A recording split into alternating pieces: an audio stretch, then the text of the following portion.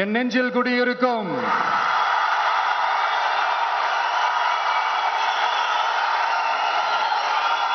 என்னுடைய நண்பா நண்பிகள் தோழா தோழிகள்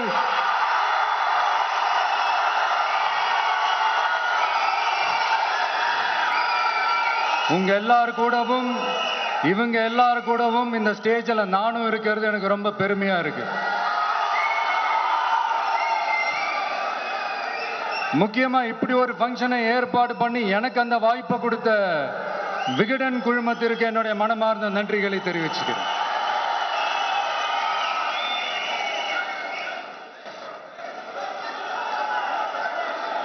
இன்னைக்கும் நிறைய பேர்கிட்ட உங்க ஃபேவரட்டான ஹாலிடே டெஸ்டினேஷன் எதுன்னு கேட்டீங்கன்னா நியூயார்க் சிட்டின்னு சொல்லுவாங்க. ஏன்னா அங்க போய் ஒரு 2-3 நாள் தங்கிட்டு வர்றதே அது ஒரு பெரிய ஸ்டேட்டஸ் ஆகவும் ஒரு பெரிய அச்சீவ்மெண்ட் ஆகவும் நினைப்பாங்க. ஆனா 100 வருஷத்துக்கு முன்னாடியே நியூயார்க்லாம் போய் அங்க உலக புகழ் பெற்ற கொலம்பியா யூனிவர்சிட்டிலலாம் போய் படிச்சு டாக்டர் பட்டம் வாங்கி சாதிச்ச ஒரு அசாத்திய மாணவர் ஒருத்தர் இருந்தார்.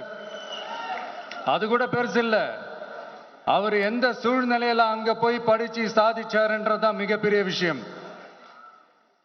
அன்னைக்கு அந்த மாணவரை, நீ இந்த சாதியில பிறந்திருக்கிற, உனக்கெல்லாம் படிக்கிறதுக்கெல்லாம் தகுதி இல்லை, நீ எல்லாம் எதுக்கு ஸ்கூலுக்கு வர, அப்படி இப்படின்ட்டு அவர் வாழ்ற சமூகமே அவரை தடுத்துச்சு. அதையும் மீறி அந்த மாணவர் பள்ளிக்கூடம் போனா சக மாணவர்களுடன் சரிசமா உட்கார்ந்து படிக்க அவருக்கு அனுமதி இல்லை. தாக எடுத்தா தண்ணி கூட குடிக்க முடியல. அப்படி அத்தனை சக்திகளும் அவருக்கு எதிராக இருந்தது. ஆனா ஒரே ஒரு சக்தி மட்டும்தான், நீ படி, எத்தனை தடைகள் வந்தாலும் படி, தொடர்ந்து படி அப்படின்னு சொல்லிக்கிட்டே இருந்தது. அதுதான் அந்த மாணவருக்குள்ள இருந்த அந்த வைராக்கியம்.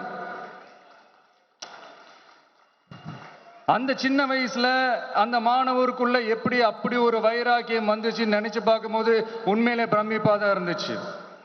அந்த வைராக்கியம் தான் அந்த மாணவரை பிற்காலத்துல இந்த நாட்டோட ஒரு தலை சிறந்த இன்டெலெக்சுவலா டிரான்ஸ்ஃபார்ம் ஆகிறதுக்கும் காரணமா இருந்துச்சு. எனக்கு தெரிஞ்ச உலக வரலாற்றிலே இப்படி ஒரு டிரான்ஸ்ஃபர்மேஷனை யாரும் பார்த்திருக்க மாட்டாங்க. அந்த மாணவர் வேற யாரும் இல்ல, நம்மளுடைய அண்ணல் அம்பேத்கர் அவர்கள் தான்.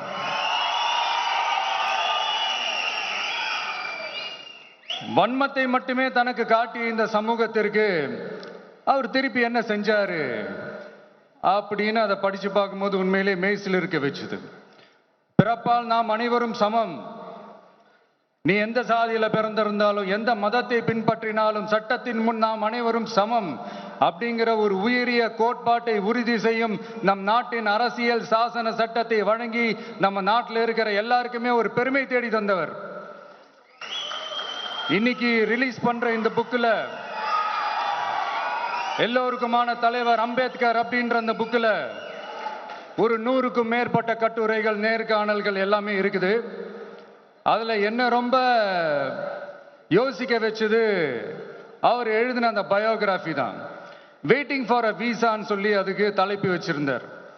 அதுல அவர் லைஃப்ல ஃபேஸ் பண்ண விஷயங்கள், அவரை பாதிச்ச விஷயங்கள் எல்லாமே கிட்டத்தட்ட ஒரு 6 சம்பவங்கள் பத்தி அதுல குறிப்பிட்டிருந்தார். அதுல ஒரு 2 விஷயம் ரொம்ப பாதிச்சது என்னன்னா, அதுல ஒண்ணு, அவருக்கு 9 இயர்ஸா இருக்கும் போது அவரும் அவருடைய பிரதரும் வெளியூர்ல இருக்கிற அவங்க அப்பாவை பார்க்கறதுக்காக போறாங்க.